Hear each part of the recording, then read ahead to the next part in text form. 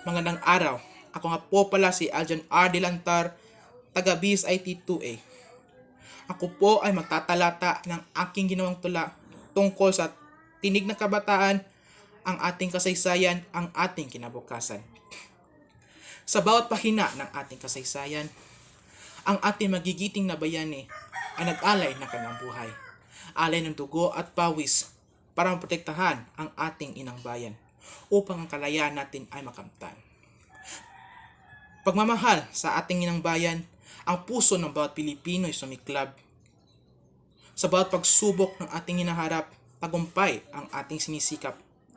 Ngunit, hindi lamang ang kasaysayan ang ating kaagapay, ang kinabukasan ay hindi dito nakasalalay.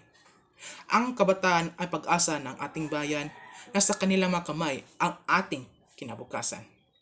Ang mga pangarap natin ay parang isang halaman, tutubo at mumunga sa pamagitan ng sipag at tiyaga. Sa tamang edukasyon at kalaman, bayan natin ay uunlad. Sa bawat hamon ng ating buhay, may tulay tayong ginagabay. Sa bawat boses ng kabataan ay dapat dinggin, nasa kanilang kamay ang kinabukasan natin.